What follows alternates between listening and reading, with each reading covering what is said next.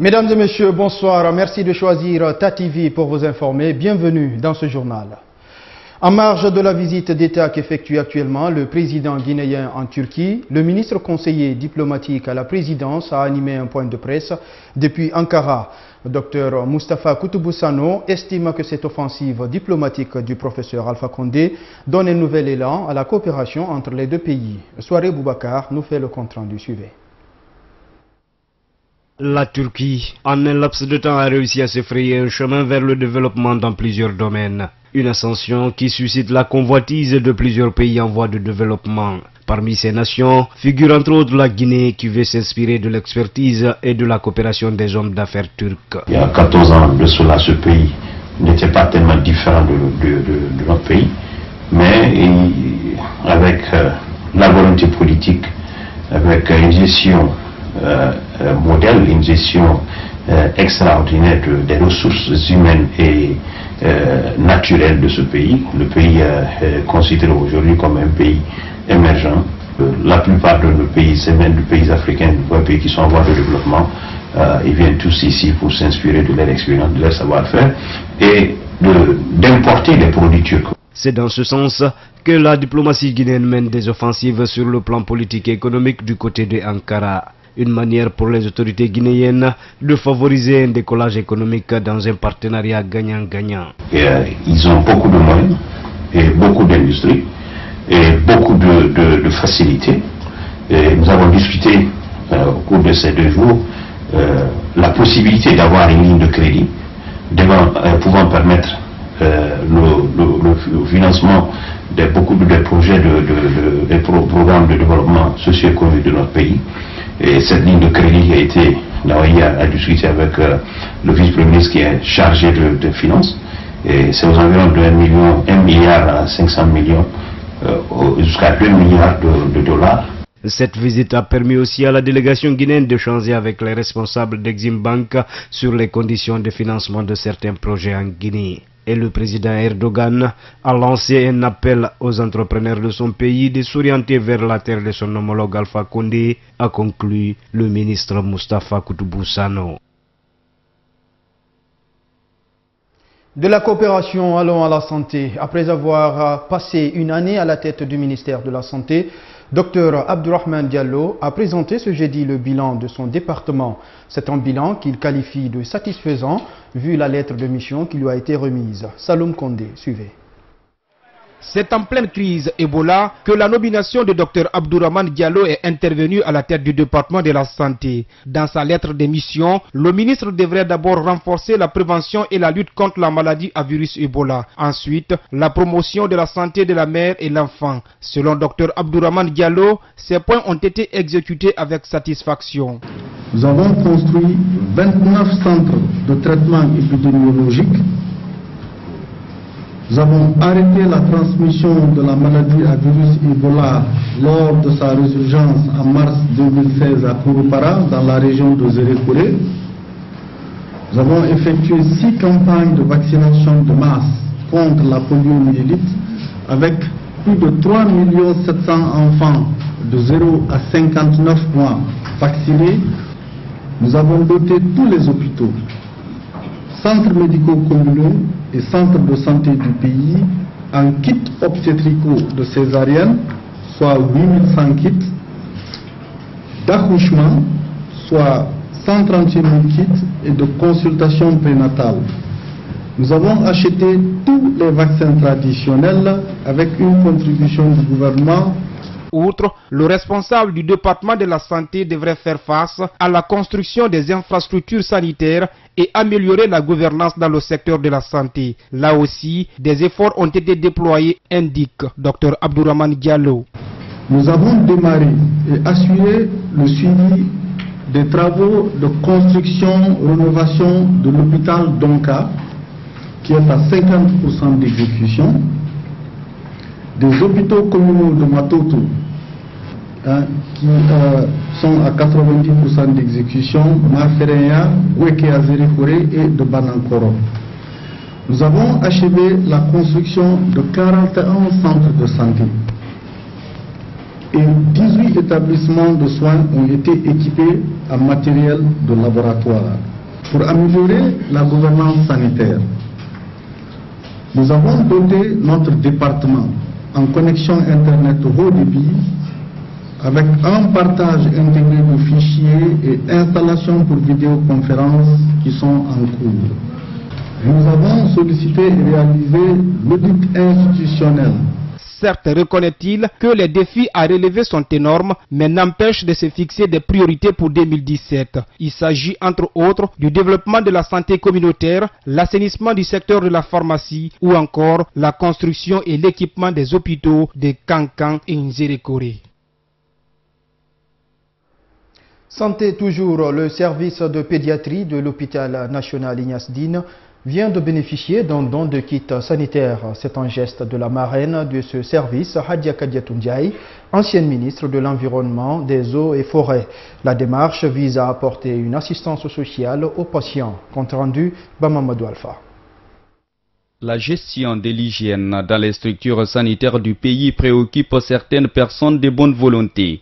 C'est le cas d'ailleurs de Hadia Kadiatou Ndiaye, ex-ministre de l'Environnement, des Eaux et Forêts, qui vient à la rescousse du service de la pédiatrie d'Ignace Dine. Ce don est constitué de 20 cartons de savon diamant, 21 bidons de 5 litres d'eau de javel, des cartons de sachets d'omo, des gants, des balais, des serviettes, des jouets, des poupées. Par ailleurs, je voudrais souligner que je suis un partenaire aux maires. Je suis entièrement à leur disposition, malgré mes moyens limités. Les maires peuvent compter sur mon soutien moral et ma bonne volonté. Le chef de ce service promet que les kits arriveront aux ayants droit. Nous donnerons au moment du savon pour ne pas qu'elle sorte chercher de l'eau. Ce savon-là, il est très bien, il est de bonne qualité, il va permettre et il va être utilisé par les mamans, par le personnel pour laver nos mains. Recevant ce don, les bénéficiaires se réjouissent et formulent des prières en faveur de la donatrice.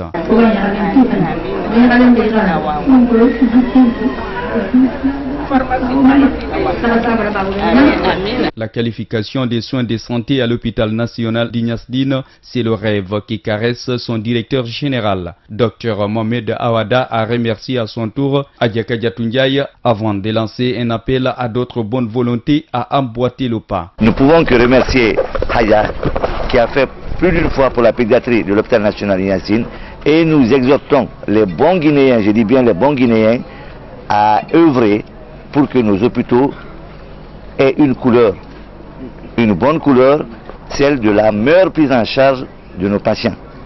Et vous savez, l'autre l'a dit, chaque jour est une couleur. Aujourd'hui, c'est la couleur de l'espoir de voir nos hôpitaux être au même niveau que les hôpitaux de la sous-région. Pourquoi pas? Nous ne sommes pas pauvres. Nous avons des compétences, nous avons des hommes, nous avons la volonté, pourquoi pas? Le choix de l'ex-ministre de l'Environnement, marraine de la pédiatrie de cet hôpital, fait suite à sa nomination comme femme de l'année 2012 par une structure de la place. Les membres de la structure Wassolon Agency Communication ont animé un point de presse hier à Conakry. Objectif, apporter des précisions sur les diffusions d'un spot audio impliquant le label de leur agence. Une action commanditée par une autre organisation qu'elle qualifie de fantôme. À cet effet, les responsables de la structure dénoncent et condamnent cet acte. Je vous propose d'écouter le chargé des questions juridiques, Mohamed Mara. Nous ne sommes pas partis pris de cette initiative. C'est l'initiative de certaines personnes, c'est vrai du milieu des médias, parfois même qui pivotent autour de notre agence, mais qui n'a absolument rien à voir avec nous. Nous n'avons aucune initiative allant pour le moment dans le sens de mettre en place un prix destiné aux politiques. Par ailleurs, Wassolon Agency Communication demande aux personnes impliquées des excuses publiques, sinon les membres décident de porter plainte contre les concepteurs de spots audio. Écoutons à nouveau le chargé des questions juridiques, Mohamed Mara. Nous nous réservons le droit, dans les jours à venir, de porter plainte contre ces personnes-là si des excuses officielles ne nous sont pas présentées. Et s'il n'y a pas une démenti de leur propre part, officiellement, nous voulons que ces personnes-là affirment devant la nation que nous ne sommes associés ni de près ni de loin. Sinon, nous porterons plainte. Le réseau Vision Tokyo 2010 a été face à la presse hier à Koleya. Objectif, faire une restitution sur l'atelier de plaidoyer pour l'érection d'une vision en direction des ressources humaines au ministère de la Santé. La démarche vise à amener les autorités sanitaires guinéennes à comprendre le rôle central que joue une direction des ressources humaines, surtout dans les domaines de la santé et de l'éducation. Diao Bachir. Les problèmes des ressources humaines de la santé sont identifiés comme l'un des principaux goulots d'étranglement entravant le développement des systèmes de santé en Afrique. C'est pour justement inverser cette tendance que plusieurs pays francophones ont décidé de se regrouper en réseau après une formation au Japon, d'où ce plaidoyer en faveur d'une érection de la division des ressources humaines en direction au sein du ministère de la Santé guinéenne. Au niveau du ministère de la Santé de la République de Guinée, le responsable des ressources humaines ne s'occupe que de l'administration du personnel. Ce concept est dépassé. Nous voulons aller vers le management des ressources humaines en santé. Et pour faire le management des ressources humaines en santé, on a besoin d'une direction qui s'occupe des questions de planification, des questions de suivi et évaluation, des questions de formation, des questions de promotion et de relations sociales et des questions de gestion administrative du personnel. Autant de choses qui ne peuvent pas être gérées par une division. Selon ce coordinateur, des échanges fructueux avec les autorités guinéennes ont permis au réseau d'espérer à la mise en œuvre de cette sollicitude, surtout pour l'atteinte de son objectif face aux nombreux défis à relever dans les domaines de la santé et de l'éducation. Le constat majeur, c'est que nous sommes tous des pays en voie de développement, donc nous n'avons pas assez de ressources pour faire face à nos politiques qui nous interpellent quotidiennement par rapport aux nombreux défis que connaissent nos économies dans la sous-région. Donc face à une telle situation, nous avons décidé au niveau du réseau de fédérer nos forces, mais de fédérer aussi nos difficultés en vue de trouver des solutions communes et d'aller plus vite dans la réalisation des compétences que les autorités ont bien voulu nous confier. En quoi faisant? En échangeant les bonnes pratiques d'un pays à un autre. En décembre 2010, une mission du réseau Vision Tokyo 2010 a organisé un atelier pour faire l'état des lieux de la gestion des ressources humaines de la santé en Guinée, devenu pays membre en 2014. Monseigneur Vincent Koulibaly, l'archevêque de Conakry, a procédé ce jeudi à la remise de cadeaux de Noël aux enfants de la capitale. C'est une initiative de la structure Enfance Missionnaire en collaboration avec l'archevêché. La démarche vise à faire renaître de la joie dans le cœur des enfants. Moussa Sefa Kamara pour le compte-rendu. C'est une tradition chez l'archevêque de Conakry de faire ce geste annuel à l'endroit des tout-petits. Une manière pour lui de partager sa joie avec ses enfants. C'est aussi célébrer la naissance de Jésus-Christ, le sauveur des chrétiens. J'ai prié Dieu de leur donner beaucoup d'argent et de leur donner beaucoup de cadeaux parce que c'est la fête de Jésus. Malgré les difficultés financières évoquées par ces initiateurs, qui tentent tout de même de faire leur mieux, ils se disent être débordés. Le nombre est imprévisible chaque année. Lorsque nous prévoyons 1700, nous avons 2000 sous la main. Quand vous prévoyez 2000, vous avez 2500 sous la main. C'est très complet. Chaque année, le nombre ne fait que s'agrandir. Il fallait repartir vers 1500 et 1700. Mais voilà qu'on est débordé ce matin. Célébrer Noël, c'est aussi faire plaisir et respecter les démunis. Si on veut célébrer Noël, on doit rendre aux pauvres leur dignité. C'est-à-dire, on doit respecter le pauvre, on doit considérer le pauvre, on ne doit pas se moquer du pauvre. Chaque fin d'année, des milliers d'enfants partagent la joie avec Monseigneur en leur donnant des petits cadeaux. Le groupe international de musique Zouk est arrivé ce jeudi à Conakry. C'est le groupe Kassav. Ce groupe mythique doit livrer un concert géant dans un réceptif hôtelier de la place. À leur descente d'avion, les membres du groupe ont été accueillis par la structure Tidjan World Music, organisatrice de l'événement. Compte rendu Omar Sow.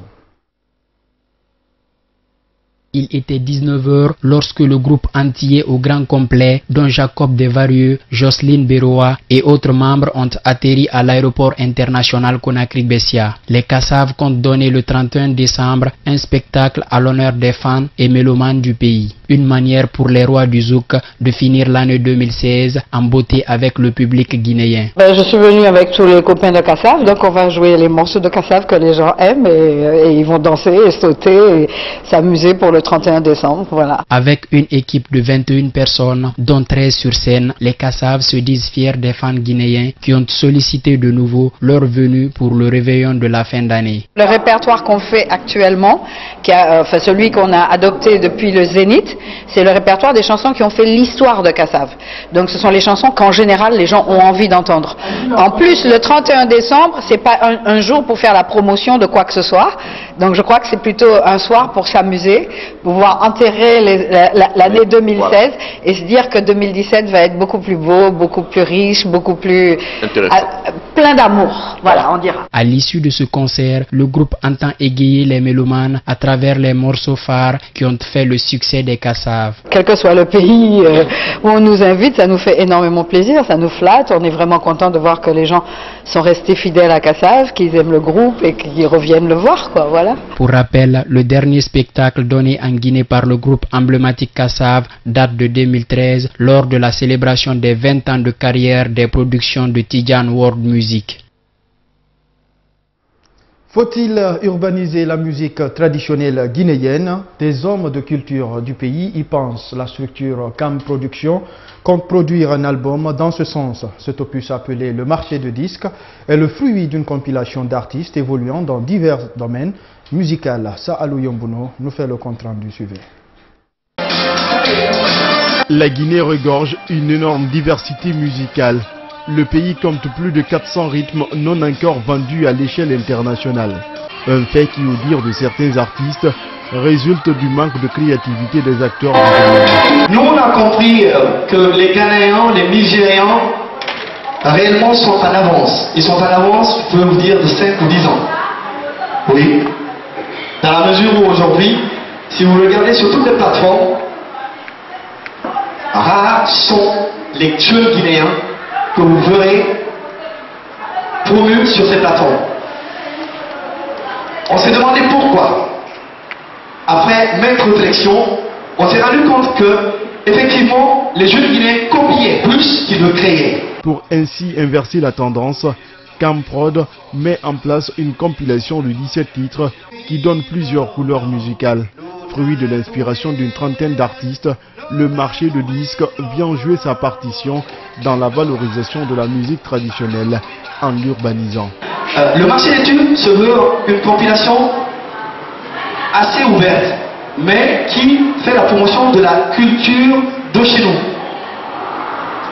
Des vraies valeurs, des rythmes de chez nous, mais urbanisés.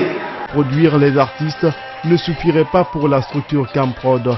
La nécessité de former les jeunes s'impose également, précise Ousmane Okourma. Aujourd'hui, il y a possibilité, quand vous voyez ces jeunes danser, la majeure partie des jeunes qui programment le Namouifare, je vous assure, sont des jeunes qui n'ont pas fait les bancs, qui n'ont pas fait d'école de musique. Ils se servent un peu de leur oreille pour juste créer leur petite sauce. Ces jeunes-là ont besoin de formation pour pouvoir aujourd'hui exporter ce Namouifare. Et il n'y a pas que le Namouifare, il y a différents types différents rythmes de chez nous qu'on peut aujourd'hui valoriser, qu'on peut exporter. Camprod compte multiplier ses efforts pour porter plus haut le flambeau de la musique guinéenne.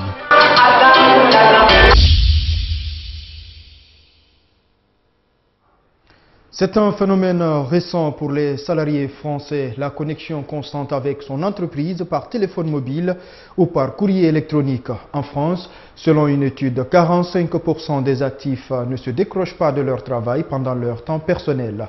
Eh bien, à partir du 1er janvier, une loi proposera un droit à la déconnexion. Suivez. Un mail professionnel un dimanche après-midi ou un texto au milieu de la nuit. En France, 45% des salariés ne décrochent pas complètement et travaillent régulièrement pendant leur temps personnel.